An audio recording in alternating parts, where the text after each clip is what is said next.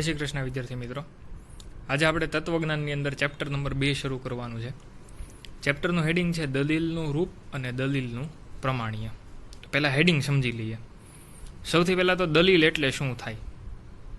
તો આ શબ્દ તમે ઘણી વખત પિક્ચરમાં ને એમ સાંભળ્યો હશે કે ભાઈ કેસ ચાલતો હોય તેમાં વકીલ છે એ પોતાની દલીલો રજૂ કરે. મતલબ કે એનો જે મુદ્દો છે એ સાચો સાબિત કરવા માટે એ અમુક વિધાનો બોલશે. બરાબર? તો દલીલનો મતલબ એવો સમજી શકાય કે અમુક એવા વિધાનોનું ક્રમમાં ગોઠવાયેલું રૂપ. બરાબર? અને એ બધા વિધાનો ઉપરથી કોઈ છેલ્લે એક તારણ નીકળતું હોય. તો આ આખી જે રચના થાય એને કહેવામાં આવે દલીલ. બરાબર? માની લો ખૂનનો કેસ હોય તો એમાં વકીલ કહેશે કે ભાઈ એ દિવસે આવું થયું હતું, આવું થયું હતું, આવું થયું હતું, તેથી આ ફલાણો વ્યક્તિ છે એ દોષિત છે. બરાબર? તો આ બધા વિધાનો ક્રમમાં ગોઠવાય ને એની ઉપરથી કાંઈક તારણ નીકળતું હોય, કાંઈક સાબિત થતું હોય અને એ છેલ્લે લખેલું હોય કે ભાઈ આ દલીલો ઉપરથી આવું આપણે કહી શકીએ કે આવું પુરવાર થયું કે ફલાણો વ્યક્તિ દોષી છે. બરાબર? એને દલીલ કહેવાય.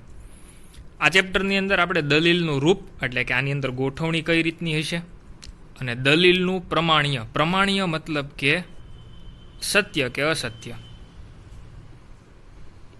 બરાબર? એને પ્રમાણ્ય કહેવાય કે આ જે આખી દલીલ છે એ સાચી છે કે ખોટી. તો જોઈએ, તર્કશાસ્ત્ર એ રૂપલક્ષી છે. બરાબર? એવું કીધું છે. મતલબ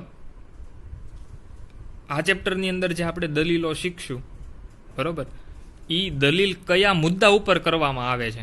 બરાબર? જેમ કે આપણે ઉદાહરણ લીધું હતું ખૂનનો કેસ. તો એ ખૂનના કેસની હોય કે ચાહે ચોરીની હોય, બરાબર, એ બધા એના મુદ્દાઓ થયા. તો દલીલ છે એ બધા મુદ્દા ઉપર આધાર નથી રાખતી, પણ એના રૂપ ઉપર આધાર રાખે છે. બરાબર? રૂપ એ આપણે અગાઉના ચેપ્ટરમાં શીખી ગયા છીએ. મતલબ કે એક ફિક્સ પેટર્ન. બરાબર? આવી રીતના સ્મોલમાં લખેલું હોય પી સમુચ્ચય ક્યુ.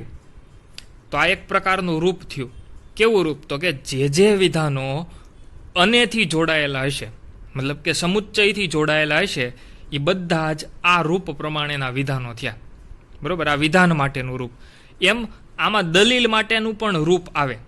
જેમ આ વિધાન માટેનું રૂપ છે એમ આ આખું દલીલ માટેનું રૂપ. જેમ અહીંયા હું ઉદાહરણ લખું એક, પી શરતી ક્યુ પી તેથી ક્યુ. આ આખું દલીલનું રૂપ કહેવાય. બરાબર? તો લખ્યું છે કે તર્કશાસ્ત્ર રૂપલક્ષી છે. મતલબ કે કોઈ પણ દલીલ અથવા તો કોઈ પણ વિધાન હોય તો દલીલને એની અંદર આવતા વિધાનો છે એ કયા મુદ્દા ઉપર વાત કરીએ છીએ એની ઉપર એનો અભ્યાસ નથી કરવામાં આવતો, એની પેટર્ન ઉપર એટલે કે એના રૂપ ઉપર વિચારણા કરવામાં આવે છે કે કઈ પેટર્નનું છે કે ભાઈ પહેલું શરતી વિધાન છે, પછી સાદું વિધાન છે, તેથી તારણ નીકળ્યું. બરાબર? આ આખું છે એ દલીલનું રૂપ કહેવાય.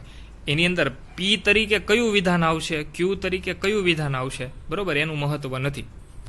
તો એટલા માટે લખ્યું છે કે તર્કશાસ્ત્ર એ રૂપલક્ષી શાસ્ત્ર છે.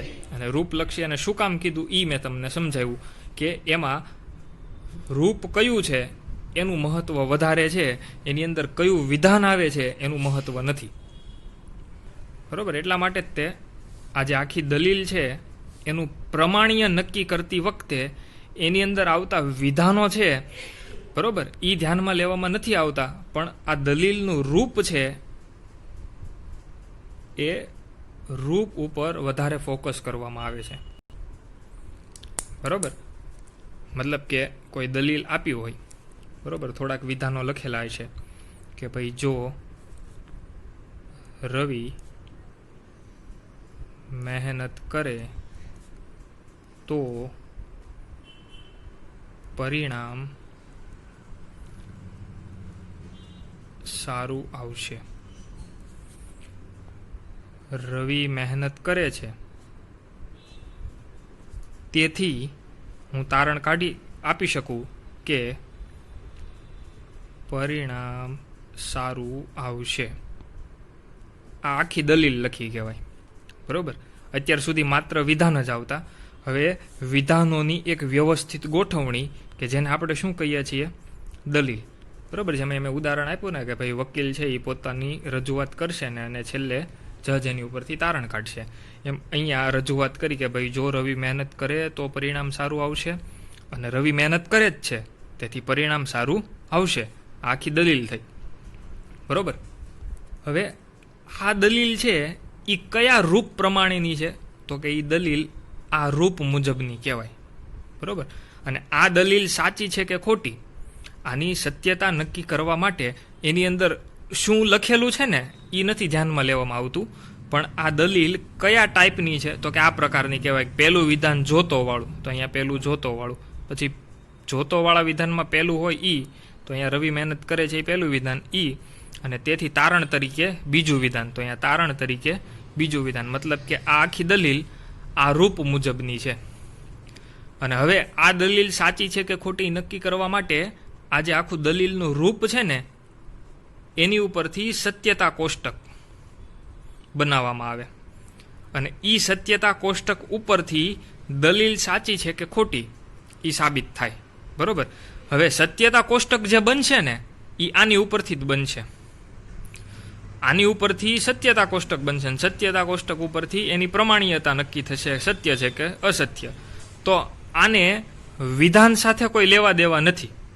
બરોબર. અહીંયા જો રવિ મહેનત કરશે તો પરિણામ સારું આવશે, તો એને રવિ આરે કે એની મહેનત આરે કોઈ લેવા દેવા નથી. આ પ્રકારનું બીજું વિધાન કોઈક હોય ને કે જેમાં પહેલું જોતો વાળું હોય, અહીંયા જે વિધાન હોય એ બીજા ક્રમે હોય, અને એની ઉપરથી તારણ તરીકે આ વિધાન નીકળતું, એવું કોઈક બીજું ઉદાહરણ તમે રાખો.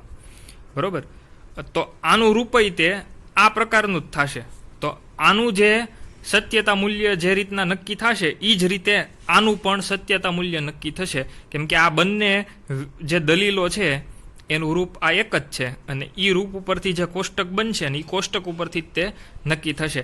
એટલા માટે આમાં લખ્યું છે કે વિધાન કયા વિષય ઉપર કોની ઉપર લખ્યું છે એની સાથે ખાસ કાંઈ લેવા દેવા નથી, પણ એ વિધાનો ભેગા થઈ અને જે આખી દલીલ બની એ દલીલ કઈ પેટર્નની છે. આ પ્રકારની દલીલ હોય તો એ દલીલના રૂપને આધારે એનું સત્યતા મૂલ્ય છે એ નક્કી કરવામાં આવે છે. તો લખ્યું છે ટેક્સ્ટબુકમાં કે દલીલોનું પ્રમાણ્ય નક્કી કરતી વખતે તર્કશાસ્ત્રી દલીલના વિષયને નહીં પણ દલીલના રૂપને જ ધ્યાનમાં લે છે. પ્રાતિક તર્કશાસ્ત્રમાં આપેલી દલીલનું રૂપ સ્પષ્ટ કરીને સત્યતા કોષ્ટકની મદદથી તેનું પ્રમાણ્ય કે અપ્રમાણ્ય નક્કી કરવામાં આવે છે. મતલબ કે કોઈ વિધાનો લખ્યા હોય તો એ વિધાનોને આધારે એનું રૂપ ઉપરથી કોષ્ટક, અને કોષ્ટક ઉપરથી પ્રમાણ્ય છે કે અપ્રમાણ્ય આખી દલીલ છે એને આધારે જે તારણ નીકળ્યું છે એને સાચું કહી શકાય કે કેમ એ સત્યતા કોષ્ટક ઉપરથી નક્કી થશે. હવે આ પ્રમાણ્ય કે અપ્રમાણ્ય, બરોબર, એ તારણ સુધી પહોંચતા પહેલા દલીલનું રૂપ કોને કહેવાય? બરોબર. દલીલ માટેનું રૂપ અને દલીલ માટેના રૂપ માટેનું સ્થાનાપર્તિ નિદર્શન. બરોબર. આ બે વસ્તુ આપણે શીખવાની છે. પહેલું આપણે શીખશું દલીલ માટેનું રૂપ, અને બીજું દલીલના રૂપ માટેનું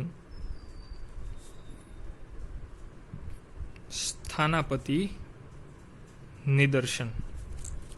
બરોબર. પહેલું દલીલ માટેનું રૂપ એટલે કે દલીલની જુદી જુદી પેટર્નો. બરોબર. તો એક ઉદાહરણ હમણાં આપણે લખ્યું હતું, પી શરતી ક્યુ, પી તેથી ક્યુ. આ એક આખું દલીલ માટેનું રૂપ છે. તો આની માટે એવું કહી શકાય કે દલીલ માટેનું રૂપ જે છે કે જેમાં વિધાન નહીં, બરોબર, આ કોઈ વિધાન નથી દર્શાવતા, આ વિધાનોની ખાલી જગ્યા દર્શાવે. મતલબ કે આ જે સ્મોલ પી સ્મોલ ક્યુ તમને ખબર છે કે એ વિધાન પરક પરિવર્તીઓ છે, એને બદલે વિધાનો આવી શકે.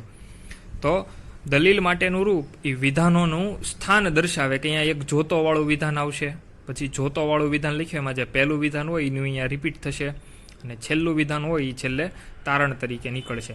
તો આ એક વિધાન માટેનું રૂપ છે કે જેમાં વિધાનો નહીં આવે, વિધાનોના સ્થાને ક્યાં ક્યાં વિધાનોની જગ્યા છે, ક્યાં ક્યાં વિધાનો લખી શકાય એવું દર્શાવવામાં આવશે. વિધાન માટેના પરિવર્તીઓ, કારકો, બરોબર, એની વ્યવસ્થિત રચના, એક વ્યવસ્થિત ગોઠવણી હશે. જેને પરિવર્તીઓને સ્થાને વિધાનો મૂકવામાં આવે તો એક પરિવર્તીને સ્થાને એકનું એક જ વિધાન મૂકવામાં આવે તો તેમાંથી દલીલ મળે છે. મતલબ કે અહીંયા જો પી છે તો પી તરીકે એવું વિધાન લખ્યું હોય કે રવિ મહેનત કરશે, તો ફરીથી જ્યારે ઈની ઈ જ દલીલમાં ફરીથી જ્યારે પી આવે તો ઈ પીની બદલે ફરીથી રવિ મહેનત કરશે એમ જ રહેશે. આની અંદર ક્યુ છે, પરિણામ સારું આવશે, ઈની ઈ જ દલીલમાં જો ફરીથી ક્યુ આવે તો ઈ ક્યુનો મતલબ પરિણામ સારું આવશે એવો થશે. બરાબર. તો આ એક વિધાનોની સુવ્યવસ્થિત ગોઠવણી કે જેને આપણે દલીલ કહીએ છીએ. બરાબર. વિધાનપરક પરિવર્તીઓ અને કારકો. આની ઉપરથી આપણે લખી શકીએ પહેલો મુદ્દો, દલીલ માટેના રૂપમાં વિધાન નહીં પણ વિધાનો માટેના પરિવર્તીઓ અને તાર્કિક કારકોનો ઉપયોગ થાય છે. વિધાન નહીં પરંતુ પરિવર્તી અને તાર્કિક કારક દલીલની અંદર આવશે. બીજું, આ પરિવર્તીઓની વ્યવસ્થિત રચના હશે. પરિવર્તીની વ્યવસ્થિત રચના. બરોબર. આ પહેલું સ્થાન, આ બીજું સ્થાન, આ ત્રીજું સ્થાન, આ વિધાનો વ્યવસ્થિત ક્રમબદ્ધ ગોઠવાયેલા હશે. આ વિધાન ઉપર ને ઉપરનું વિધાન નીચે. બરોબર. એમ આડું અવળું નહીં, તારણ તરીકે આ જ નીકળવું જોઈએ જો આવા વિધાનો હોય તો. બરોબર. એટલા માટે વ્યવસ્થિત રચના, વ્યવસ્થિત ગોઠવણી હશે. અને ત્રીજું, આ પરિવર્તીઓને સ્થાને જો વિધાનો મૂકવામાં આવે તો તેમાંથી દલીલ મળે છે. જો આ પરિવર્તીના સ્થાને વિધાન મૂકીએ, બરાબર, પરિવર્તી મતલબ કે વિધાનની જગ્યાઓ દર્શાવે કે જ્યાં જ્યાં વિધાન મૂકી શકાય, અને જો વિધાન મૂકી દેવામાં આવે તો દલીલ બનશે. બરોબર. મતલબ પીની બદલે જો હું મૂકી દઉં કે રવિ મહેનત કરશે, ક્યુની બદલે મૂકી દઉં પરિણામ સારું આવશે, તો બધી જગ્યાએ વિધાન ગોઠવો એટલે એક આ પ્રકારનું બને. અને આ જે બન્યું એને શું કહેવામાં આવે? દલીલ. બરોબર. એટલા માટે લખ્યું છે કે જો પરિવર્તીના સ્થાને વિધાન મૂકી દઈએ તો દલીલ બની જશે. તો આને કહેવાય આખું દલીલ માટેનું રૂપ. પછી બીજો ટોપિક હતો દલીલના રૂપ માટેનું સ્થાનાપતિ નિદર્શન. હવે એક અહીંયા હું રૂપ લખું છું. બરાબર. જો કે અહીંયા ઓલરેડી લખેલું જ છે. આ આખું દલીલ માટેનું રૂપ છે. દલીલ માટેના રૂપનું સ્થાનાપતિ નિદર્શન અહીંયા હું લખું છું. બરાબર. મતલબ કે વિધાનો, જો પરિવર્તીઓને બદલે વિધાન મૂકી દેવામાં આવે તો જે દલીલ બનશે, બરાબર, એ દલીલ માટેનું રૂપ સ્થાનાપતિ, મતલબ કે જ્યાં સ્થાન છે, જ્યાં વિધાનોની જગ્યા છે ત્યાં વિધાન ગોઠવી દેવાના. જો વિદ્યાર્થીઓ સારી રીતે ભણે છે તો શાળાનું પરિણામ સુધરશે.